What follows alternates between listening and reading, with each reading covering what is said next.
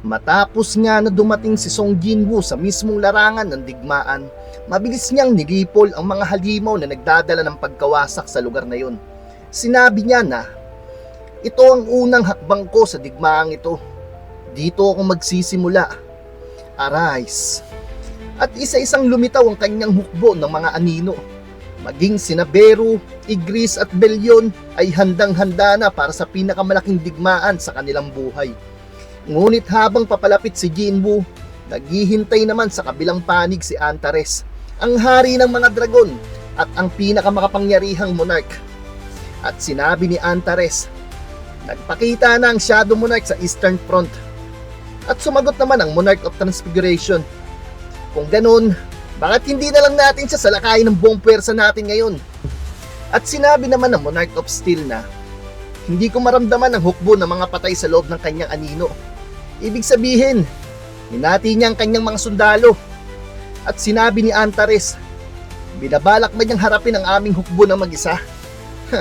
Pero isang bagay ang tiyak, pinapatagan niya ang laban upang maiwasan ang isang harapang digmaan.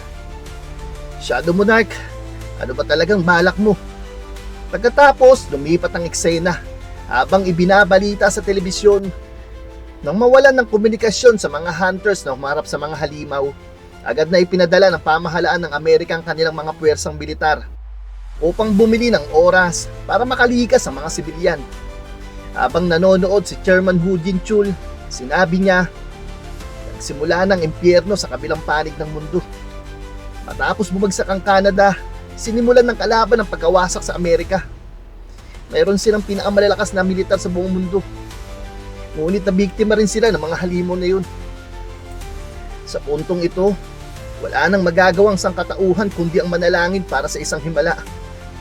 Ngunit anong klaseng himala ang kayang pumigil sa mga halimaw na yun? Pagkatapos ay napabulong siya sa kanyang sarili. Isang himala ha? Mahal na Diyos, nakikiusap ako sa inyo. Huwag niyo kaming pabayaan. Daan-daang shadow soldiers ang sumabak sa labanan para silang napakalaking alon na kayang lamunin ang lahat ng madaanan nila.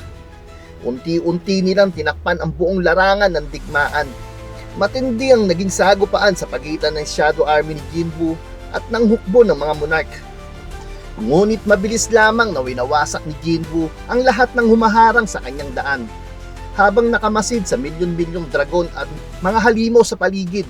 Napasabi siya sa kanyang sarili na, gumalaw na bang Army of Destruction? Hindi ko maramdaman ang presensya ng Dragon King. Kaya sa tingin ko, wala pa silang balak kumilos. Pero hindi naman kailangan madismaya. Marami pa tayong oras. At kung nag-aalangan siyang kumilos, bibigyan ko siya ng dahilan para lumabas. At pagkatapos ay sinabi niya, bumangon na kayo! Kasabay nito, lumabas ang iba pa niyang mga high-rank soldiers at agad nilang sinimulang wasakin ang mga dragon sa paligid. At napasabi ang isang dragon, naglakas loob kayong kalabanin ng dakilang Dragon King gamit lamang ang mga puppet na gawa sa mana. Wawasakin ko kayo sa ngalan ng kanyang kamahalan. At sinabi ni Jinwoo na, napakadaldal mo, at sa isang iglap, lumitaw siya sa likuran ng dragon at isang atake lamang, napugutan agad niya ito ng ulo. Pagkatapos, napasabi si Antares, lalong lumalakas ang Shadow Monarch ha. Panahon na para umatake. Monarch of Transfiguration, manatili ka rito at paghandaan ang pag-atake ng Shadow Army. At sumagot ito na, naiintindihan ko. At sinabi ni Antares, hindi ko siya hahayaang makatakas. Pagkatapos, lumipat ang eksena sa mga sundalong pilit na lumalaban sa mga halimaw na sumisira sa kanilang bansa. At sinabi ng isang sundalo, ibuhos ninyo ang lahat ng mayroon kayo. Kahit paano, malilimitahan natin ang galaw nila kung mga braso at binti ang pupuntiryahin natin. Pigilan ninyo silang lahat hanggang dumating ang mga reinforcement natin. Ngunit makikita na napakadali lamang silang pinapatay ng mga halimaw. At dito, isang halimaw ang papatay na sana sa mga sundalo, ngunit may biglang tumamang napakalakas sa suntok sa mukha nito. At tumilapon ng halimaw sa malayo.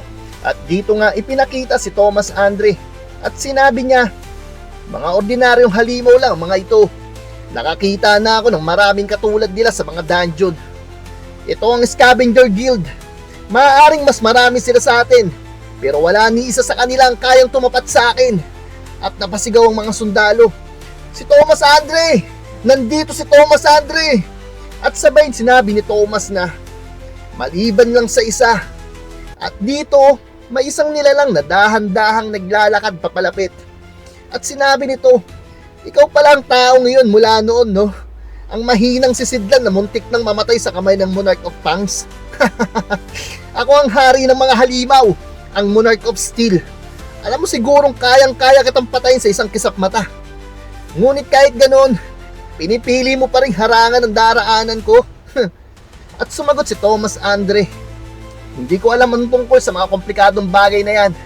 Pero, at dito nga, bigla na lamang may lumitaw mula sa anino ni Thomas Andre. At nagsalita ito, matagal-tagal na rin, King of Monsters. At doon nga, lumabas si Belyon. At napasabi ang Monarch of Steel, anong ginagawa rito ng Shadow Army? Nakatago ba sila sa anino ng taong yun sa buong panahon nito?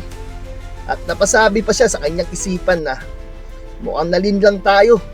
Kailangan ko ipaalam agad ito sa Dragon King. Ngunit bigla siyang nagtaka at sinabi niyang, anong nangyayari? Bakit hindi ko siya makontak? Huwag mong sabihin. At dito, habang nakatingin siya sa isang gusali sa malayo, may nakita siyang Shadow Soldier. At ito nga si Tos. Ginagamit nito ang isang malakas na kapangyarihan upang pigilan siyang makipag-ugnayan kay Antares. At napasabi ang Monarch of Steel sa kanyang isipan na hindi kailanman makakaisip ng ganitong planong Shadow Monarch at ang kanyang hukbo. Hindi nila ito estilo. Karaniwan nilang hinaharap ng direkta ang kanilang mga kalaban. Ito ay isang estrahiya ng tao. At sa pagkakataong ito, bigla siyang nagalit at sumigaw, ang gagong yon! Wala siyang karapatang maging isang monarch! Pagkatapos, makikita si Beru, galit na galit. Kumawala ang napakalakas niyang presensya. At sinabi nito, bawiin mo ang sinasabi mo o pagbabayaran mo ang panginsulto sa aking hari. At dito nga, nagalit ang Monarch of Steel. Sumigaw ito, paanong nangahas ang isang simpleng sundalo na harangan ng isang monarch? Kasabay nito, nagsimula ng mag-transform ang Monarch of Steel at naging isang napakalaking halimo sa harapan nila. At dito lumipat ang eksena kay Jinwoo. Makikita si Jinwoo na nakatayo sa harapan ni Antares. Habang nagkakaharap ang dalawa, napasabi si Antares sa kanyang isipan, hindi ko makontak ang Monarch of Steel. Pinagtaksilan kaya niya ako? O ikaw rin bang may kagagawan nito? Ano man ang dahilan? At dito, bumuelo si Antares ng isang napakalakas na pag-atake mula sa kanyang bunganga. At sinabi nito, kailangan mong mamatay. At nagpakawala siya ng isang napakalakas na fire breath. Pagkatapos magpakawala ni Antares ng isang napakalakas na pag-atake, makikita na natupok at nawasak ng apoy ang buong paligid. Habang pinagmamasdan niya ang nangyari, biglang lumitaw si Kaisel at doon nga nakasakay si Jinwoo.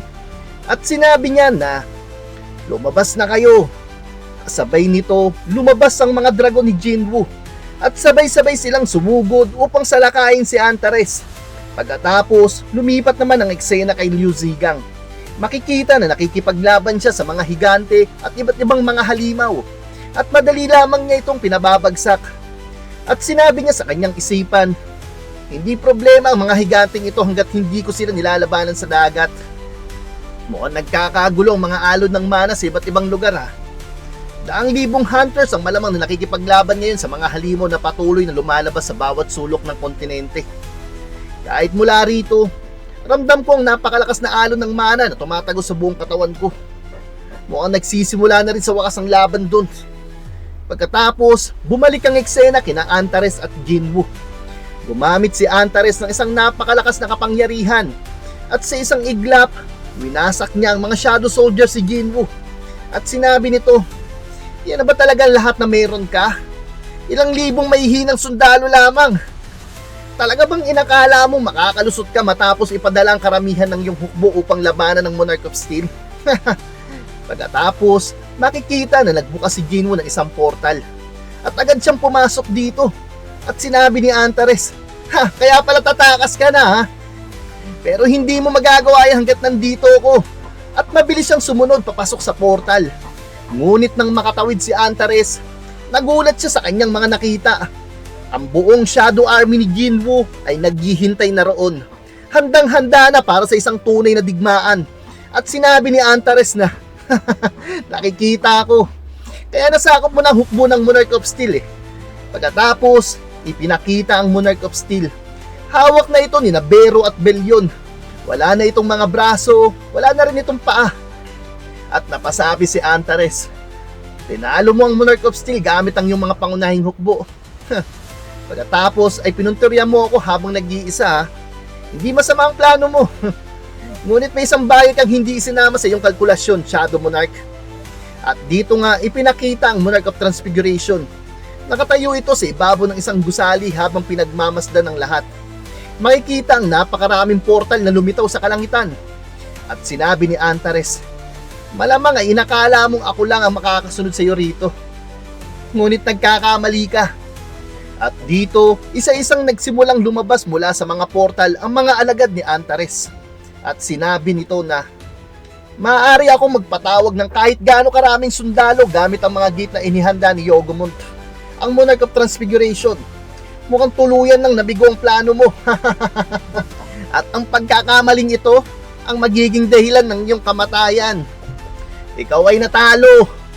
Ngunit makikita si Jinwoo na nakatingin lamang sa kanya. At nakangiti pa. Pagkatapos ay sinabi ni Jinwoo na, bumalik na kayo. Cancel summon. At sinabi ni Antares, bakit mo pinababalik ang lahat ng iyong mga sundalo? Huwag mo sabihing sumusuko ka na. Pero kung tutusin, napakalaki ng lamang namin. Makikita ang napakaraming alagad ni Antares na nakapalibot sa kanila. At sabay sinabi nito, hindi na rin naman nakakapagtaka kung susuko ka. At dito pumikit na si Jinwoo habang nakatingin si Antares sa kanya. At pagmulat ng mga mata ni Jinwoo, biglang nanlaki ang mga mata ni Antares. At napasabi siyang, hindi maaari! Ikaw nagago ka! At dito nga, ang runestone ni Kamish ay naglalaman ng pinakamapinsalang kakayahan ng lahi ng mga dragon. Isang kapangyarihang kayang paralisahin maging ang kakampi at ang kalaban. Ito ay isang dagundong mula sa kaluluwa na nagtutulak sa sino mang makarinig nito sa kawalan ng pag-asa. At dito, kumawala mula kay Jinwoo ang isang napakalakas na kapangyarihan. Ang nakakatakot na dagundong ng mga dragon. Lahat ng dragon na lumilipad sa kalangitan ay tinamaan ng kapangyarihang iyon. Isang napakalakas na sigaw at isang napakalakas na puwersa. At napasabi si Antares na, mga dragon, sandali! Huwag mo sabihin na paralisado niya si Yogomont. Pagkatapos, hinatak ni Jinwoo si Antares. At sinabi niya, sumama ka sa akin. Habang inihila ni Jinwoo si Antares, napasabi ito sa kanyang isipan. Lahat ba ng ginawa niya ay para lamang sa sandaling ito? At unti-unting nilamon ng anino ni Jinwoo si Antares. At inilipat niya ito sa ibang lugar. Makikita ang lugar kung saan nakatayo ang kastilyo na ginawa ni Bero. Isang lugar kung saan walang madadamay na sibilyan. At walang kakampi si Antares. At sinabi dito ni Antares, nasaan tayo? At sinabi ni Jinwoo, nasa kabilang panig tayo ng mundo. At sinabi ni Antares na, magkakaroon ka sana ng kalamangan sa isang malawakang digmaan gamit ang ganyang karaming sundalo. Ngunit mas mabilis ding mauubos ang mana mo. Matalino ang ginawa mong pagdala sa akin dito. Pagkatapos, napansin ni Antares ang kastilyo. Teka, yan ba ang kastilyo mo? At sumagot si Jinwoo, oo. At sinabi ni Antares na, medyo maliit yun para sa isang Shadow Monarch na tulad mo. At sumagot si Jinwoo, sa tingin mo? At kasabay nito, inilabas niya ang kanyang dagger. At sinabi niya na, sa tingin ko, sapat na ang laki nito upang gunitain ang araw ng iyong kamatayan. Pagkatapos, unti-unting nagsimulang mag-transform si Antares. At sinabi nito, ganun ba? Kaya ang laban na ito ay nakasalalay sa kung magtatagal ba ako hanggang sa mahanap ako ng aking army. At dito, tuluyan nang nag-transform si Antares. Naging isang napakalaking dragon. At lumipat ang eksena. Sinabi ni Lady Selner na patuloy na lumalala ang digmaan sa buong Amerika. At sumagot si David Brennan, Ang magulong alon ng mana ay kumakalat na rin sa buong bansa. Isipin mo, lahat ng sinabi ni Song Jinwoo ay totoo. Ano nang dapat natin gawin ngayon? At sinabi ni Lady Selner na hindi lang siya ang hunter natin. Ang mga hunter mula sa iba't ibang panig ng mundo ay sumabak na rin sa labanan. Maging ang mga E-rank at S-rank hunters. Ang isang E-rank hunter ay bahagya lamang na mas malakas kaysa sa isang ordinaryong tao. Ang kaibahan lamang nila sa mga karaniwang sundalo ay pinatibay ng mana ang kanilang mga sandata at baluti. Kaya alam din nila kung gaano kaliit ang maiaambag nila sa larangan ng digmaan. Hindi rin gaanong naiibang kalagayan ng mga C-rank at D-rank hunters. Kung ang isang E-rank hunter ay kayang pumatay ng isang halimaw, ang isang D-rank hunter naman ay makakapatay ng 3, at ang isang C-rank hunter ay makakapatay ng 10. Ngunit maliit lamang ang pagkakaiba. Kahit ang isang S-rank hunters ay wala rin gaanong magagawa. Oo, kaya nilang pumatay ng 1,000 halimaw. Ngunit sa huli, marami pa rin sa kanila ang magbubuwis ng buhay sa labanang ito. Pagkatapos ay tumingin siya sa kalangitan at nagpatuloy. Oo, marami sa kanilang mamamatay. Ngunit alam nila yon. At sa kabila nito, pinili pa rin nilang lumaban. Pinili pa rin nilang protektahan ng iba. Kapag ang napakaraming tao ay sabay-sabay na sinugal ang kanilang buhay para sa isang layunin, doon natin makikita ang posibilidad ng isang hinaharap. Yun ang tinatawag ng mga tao na pag-asa.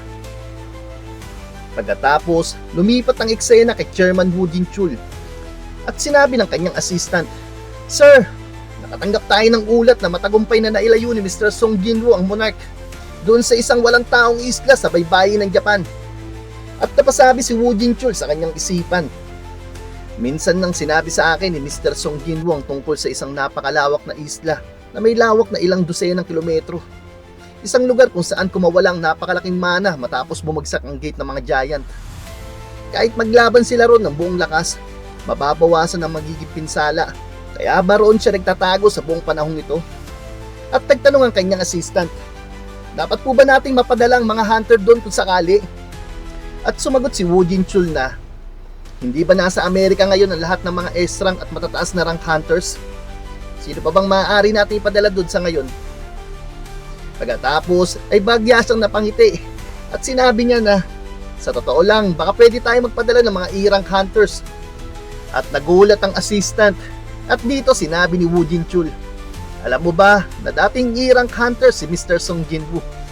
At sumagot yung assistant, "Ano po?"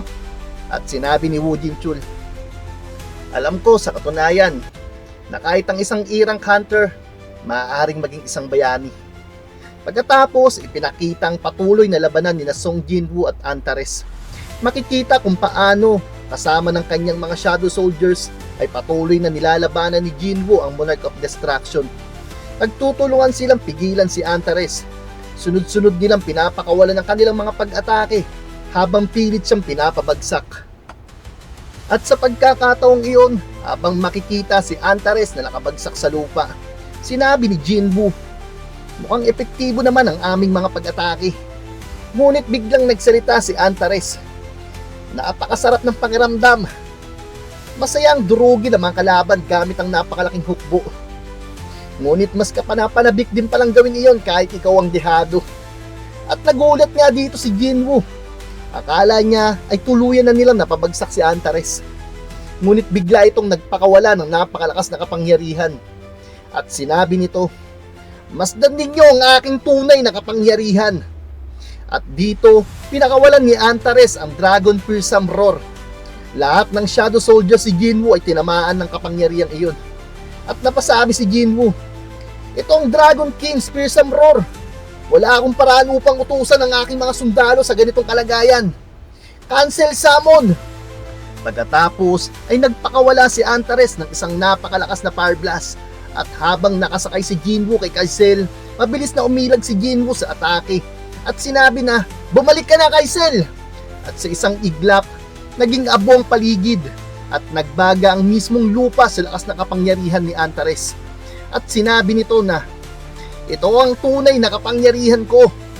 Dugo, sigaw, kabaliwan, at ganap na pagkawasak." Ang mismong pagkawasak ay hindi magdadalawang isip na ialay ang sarili para sa ganitong uri ng digmaan, sapagkat ito ang dahilan kung bakit siya isinilang. Yan ang aking pagkatao. Ako ang King of the Berserk Dragon at ang Monarch of Destruction, si Antares. Makikita si Jinwoo na nakaluhod sa lupa at napasabi siya sa kanyang isipan. Napakaraming manang ibinuhos sa lupaing ito ng mamatayang King of Giants. Ngunit hindi pa rin ito kinaya.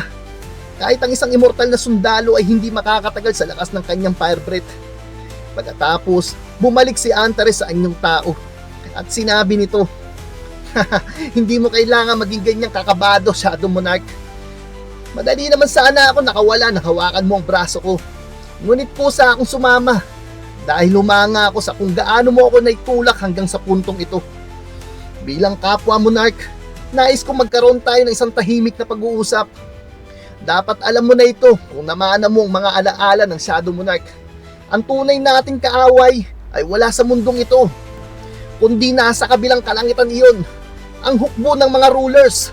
Ang kanilang nag-iisang layunin ay lipunin ang mga monarchs na isinilang mula sa kadiliman. At hindi ka exception, Shadow Monarch. Kasama ka rito. Plano kong paghandaan ang pakikipaglaban sa kanila matapos kitang patayin. Ngunit nagbago ang isip ko matapos kitang makitang lumaban. May kakayahan kang wala kay Ashbourne. At sa kakayahang iyon, nakikita ko ang ating dakilang tagumpay. Kung nais mong iligtas ang iyong pamilya, gawin mo. Kung nais mong iligtas ang iyong bansa, gawin mo. Ako at ang aking hukbo ay tahimik na aalis. Kung nais mong mawala kami sa mundong ito, maging monarch ka ng planetang ito. Hindi lamang ng maliit na kastilong nasa burol na yon, kundi ng buong mundo. Higit ka sa karapat-dapat para dito. Pagkatapos, iniabot niya ang kanyang kamay, habang nakatingin lamang si Jinwoo sa kanya, at sinabi ni Antares na, ang kailangan mo lamang gawin ay hawakan ang aking kamay. Kung magsasanib pwersa tayo laban sa hukbo ng mga rulers, magkakaroon muli ng kapayapaan at kalayaan ang iyong pamilya, ang iyong bansa at ang buong mundong ito. Ano sa tingin mo, Shadow Monarch? Sasama ka ba sa akin? At dito, ipinakita si Jinwoo. Ngumiti siya, nanlilisik ang kanyang mga mata, at sinabi niyang, huwag mo akong patawanin. Inaasahan mong pagkakatiwalaan kita habang nakatingin ka sa akin ng may pagnanais na pumatay. At dito, tumawa si Antares. Kasabay nito, kumawala ang napakalakas na aura ni Jinwoo. At ipinakita si Antares na nakangiti rin. Ngunit nanlilisik sa galit ang kanyang mga mata. At sinabi nito, mukhang wala ng saysay na itago pa ito. Kung ganun, wala na akong ipapakitang awa sa iyo.